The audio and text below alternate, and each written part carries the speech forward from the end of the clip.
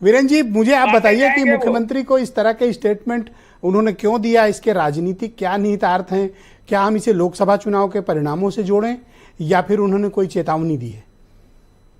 स्वाभाविक है कि राजनीति की जो धारा थी लोकसभा के चुनाव में, उसमें अपेक्षित सफलता नहीं मिली और अब उस दिशा को बदलना है।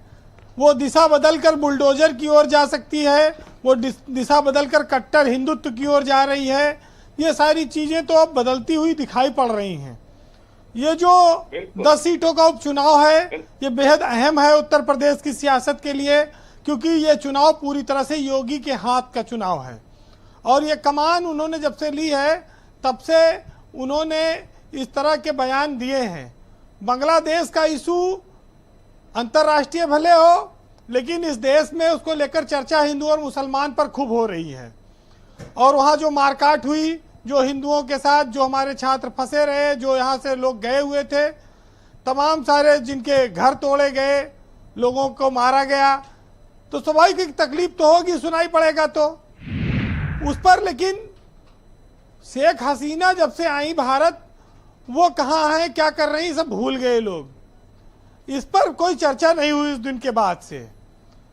तो ये एक अंतर्राष्ट्रीय मामला भी है, लेकिन वोट तो देखिए यहीं से मिलेगा। जब भाजपा को ये बात पता चल गई है कि भाई मुसलमान और यादव हमको वोट नहीं दे रहे हैं, लोकसभा में भी नहीं दिए, कुछ दलित भी खिसक गए, लेकिन दलित और ओबीसी के कहने में अभी वो डर रही है, क्योंकि वो अगर चले जाएंगे फिर बचेगा क्या भाई। कहीं की जब बिजली से पानी बनाने वाली मशीनें ईजाद हुई, जल विद्युत वाली, तो हमारे यहाँ के एक नेता थे विधान परिषद, मुन्ना सिंह, कहीं कि भाई जब पनिया से सारा बिजली निकाल ले वो, तो पनिया में बचे का हो। तो वैसे है कि अगर ओबीसी और दलित चला जाए तो फिर भाजपा के पास क्या बचे।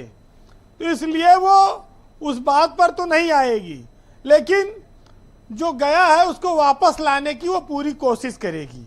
और उसके लिए सबसे बड़ा हथियार है धर्म, हिंदुत्व, ये सब चीज़ें तो आएंगी जिसको हर धर्म हर जाति का लोग मानते हैं।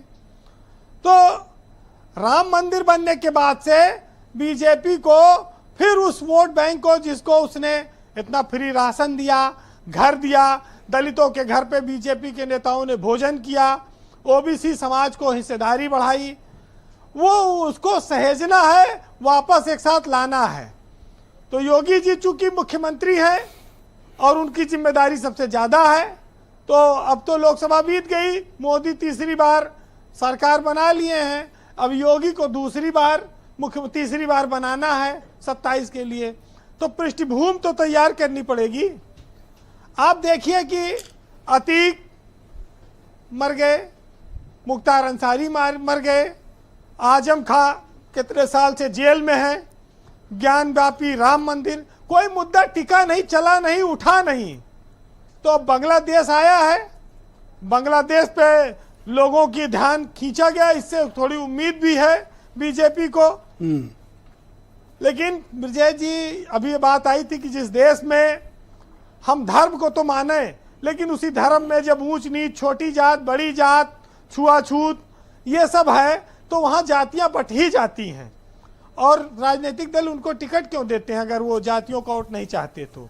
सर्वे क्यों कराते हैं? वो इसीलिए होता है कि वो उस जात को प्राथमिकता दे जिससे वो अपनी जात का वोट हासिल करें।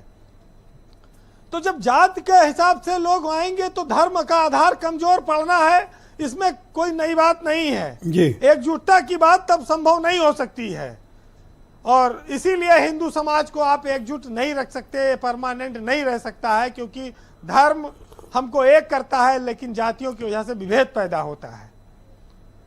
जब नई नई आंख मिली रहती है किसी को, तो हर मंजर अच्छा लगता है। बीजेपी की 10 साल की सरकार हो गई, नया नया मामला था मोदी जी का, हर बात उनकी अच्छी लगती थी, बीजेपी के हर काम अच्छा लगता था लोगों को। अब 10 साल बाद वही कैसेट बाजेगी, तो फिर स्वाभाविक है कि अब लोग सवाल करने लगते हैं जी। तो वो नारे, वो भाषण समाज को उतना आकर्षित नहीं कर पा रहे हैं, और यही वजह है कि अब ये हिंदुत्व वाला मुद्दा तेजी पकड़ता जा रहा है। देखिए, योगी अगर बोल रहे हैं तो आप मुख्यमंत्री से पहले उनको आप एक संत के रूप में और एक हिंदुत्व के बड़े लीडर के तौर पर वो हमेशा इस तरह की बात बोलते रहे हैं। उनकी पहचान वहीं से रही है। उनके गुरु भी राम मंदिर आंदोलन में रहे, योगी जी बहुत कम उम्र में आए थे, तो उनको तो अपनी लाइन पे ठीक चल रहे हैं। अब वो मुख्यमंत्री हैं, इसलिए उनको सब समाज की बात पर वो वहाँ पर उनको आप टोका टाकी कर सकते हैं।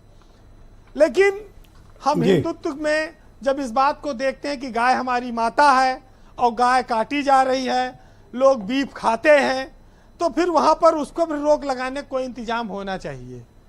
ये सब समाज में जो दोहरी चीजें दिखती हैं, इससे मन विचलित होता है कि हमारे नेता नायक ये कहते हैं कि गाय माता है, उसको रोटी खिलाओ, गुड़ खिलाओ, और दूसरी लोग बीफ खा रहे हैं। इस पर भी तो कुछ होना चाहिए। जी, कंक्लूड करें जी। चाणक्य ने कहा है कि सबसे ज्यादा जहर जो होता है वो सांप के दांत में होता है, और उसके बाद बिच्छू के डंक में होता है, और उसके बाद आदमी के शब्दों में होता है। ये बड़ा खान साहब है। तो बात से आप बहुत बड़ी बड़ी चीजें मार सकते हैं। बहरहाल सुनिएगा जी कि जो मनसबों के पुजारी पहन के आते हैं, कुलाह तौक से भारी पहन के आते हैं, अमीर शहर तेरी तरह कीमती पोशाक मेरी गली में भिखारी पहन के आते हैं। यही अकीक थे शाहों के ताज की जीनत, जो उंगलियों में अब मदारी पहन के आते हैं, और इबादतों की हिफाजत भी उनके जिम्मे है, जो मस्जिदों में सफारी पहन के आते हैं। बहुत शुक्रिया वीरेंद्र जी, आपका बहुत बहुत धन्यवाद हमारे साथ जुड़ने के लिए। ग्राउंड जीरो से अपना फीडबैक, ऑब्जर्वेशन और पॉलिटिकल ओपिनियन हम तक